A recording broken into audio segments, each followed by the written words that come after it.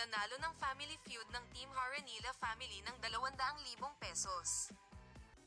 Family Feud, 5:40 p.m.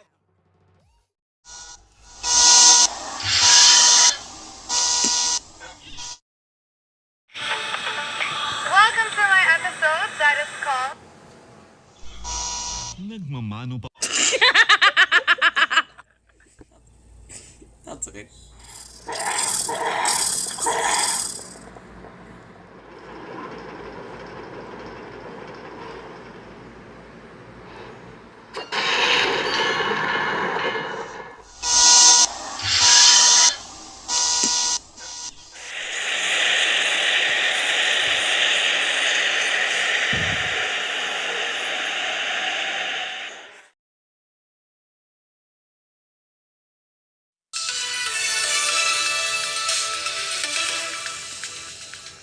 This is DW News. These are our top stories. U.S. President Trump has delivered an address to the nation defending his economic policies. He touted his tariff and immigration strategy and promised an economic boom in 2026. Trump deflected concerns about affordability. He also attacked Democrats and his predecessor, Joe Biden, blaming him for rising prices.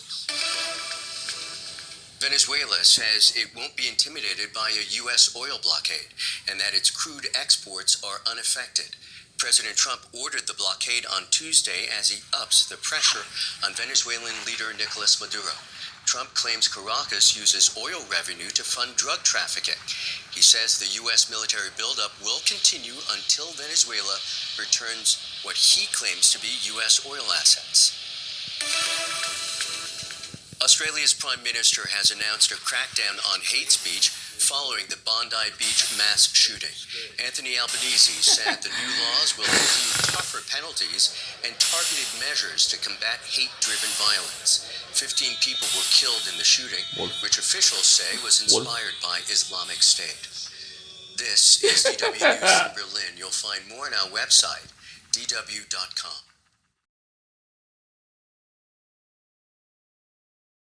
I'm Carmel Crimmins in Dublin. It's Wednesday, December 17th. Today, Trump orders a blockade of sanctioned oil tankers going in and out of Venezuela. Australia will push for gun reform as funerals for the Bondi victims begin. US jobs growth snaps back in November, even as the shutdown distorts the numbers. And Ford is killing several electric vehicle models as Trump wants to drive a hard bargain. This is Reuters World News, bringing you everything you need to know from the front lines in 10 minutes, 7 days a week.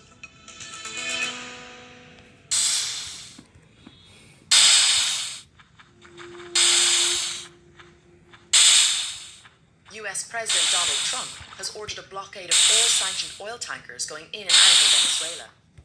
It's Washington's latest move against Nicolas Maduro's government, targeting Caracas' main income source. So far, it's unclear how Trump will impose the blockade on the vessels. In a posting on Truth Social, he says that the Venezuelan government has been designated a foreign terrorist organization. Caracas says it rejects Trump's threat. And Defense Secretary Pete Hegseth says the Pentagon will not release video of controversial fatal strikes on boats in the Caribbean last September. Of course, we're not going to release a top secret full unedited video of that to the general public. Haskins asked it. Human rights groups say those strikes violated international law. Over on markets, oil is in focus over that blockade order. Mike Dolan from our sister markets podcast, Morning Bid, has more. Morning, Mike. Hi, Carmen. Yeah, oil markets very much in focus this week, even before the Venezuelan news. Overnight, we got about a 1% jump back in Brent crude prices and US benchmarks. Basic calculation is that a blockade, if it were to come to pass, could take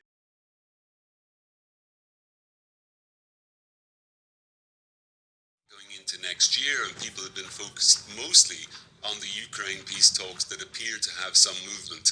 So we got to some of the lowest prices since 2021, and if you look at what that means at the pump in the US, gasoline prices are below $3 for the first time in 4 years as well. So good news possibly until this latest development. Thanks, Mike. Listen to Morning Bid wherever you get your podcasts. You know why I really love Susie Wiles? Because Susie is who she is in the president's presence. She's the same exact person when the president isn't around.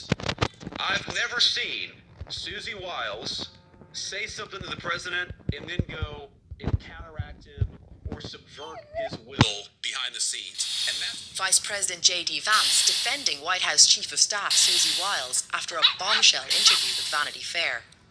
In it, Wiles describes President Trump as having an alcoholic's personality and Vance as being a conspiracy theorist. sometimes I am a conspiracy theorist, but I only believe in the conspiracy theories that are true. Trump, who doesn't drink alcohol, told the New York Post he has full confidence in Wiles. He says Wiles was right to describe him as having an alcoholic's personality, explaining that he has a possessive and addictive personality. The story reveals internal tensions within the Trump administration over issues from immigration enforcement to government downsizing. Wiles has called it a hit piece. Wow. The leader of the Australian state of New South Wales will recall Parliament next week to pass emergency gun laws. Anger is mounting over how the Bondi Beach gunmen, one of whom was briefly investigated for links to extremists, were allowed access to powerful firearms. Funerals of the victims of Sunday's attack have begun in Sydney.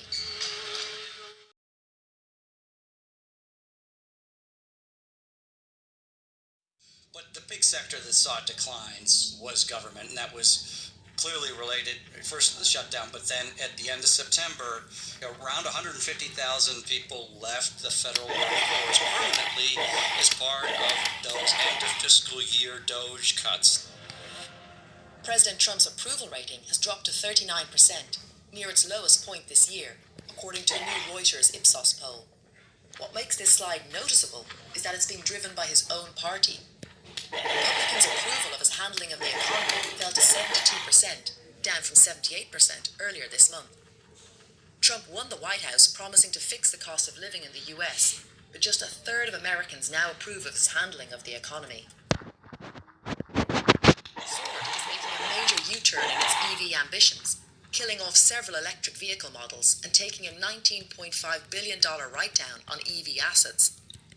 It's the industry's biggest retreat since Trump stripped away EV subsidies and eased pollution rules.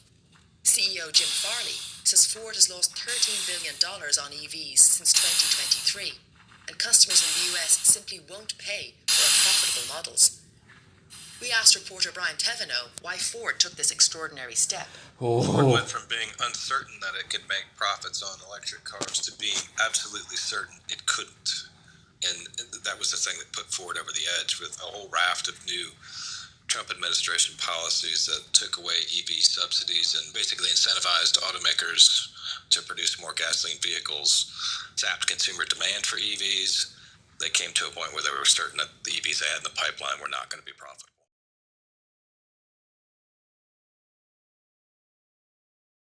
5% in the last couple of months, down from about 8%.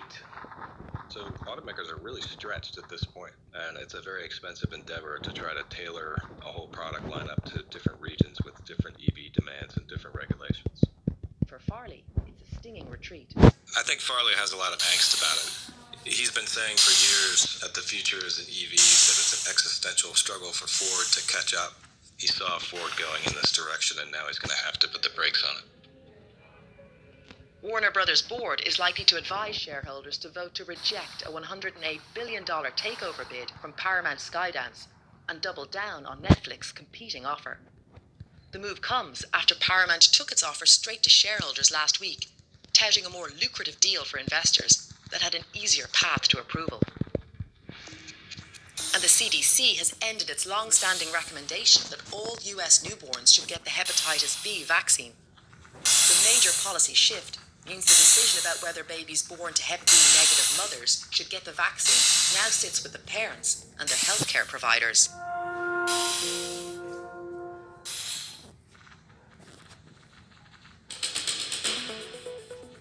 And for today's recommended read, FIFA's attempt to address criticism of the World Cup pricing with $60 tickets. The supporter entry tier tickets will make up 10% of participating member associations' allocations. You can read more by following the link in the pod description. For more on any of the stories from today, check out Reuters.com or the Reuters app. Don't forget to follow us on your favourite podcast player. If you're listening on a smart speaker, just ask for the latest news from Reuters 7 days a week. We'll be back tomorrow with our daily headline show.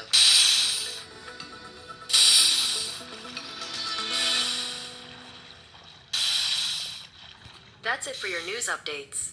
To see more stories, open Google News.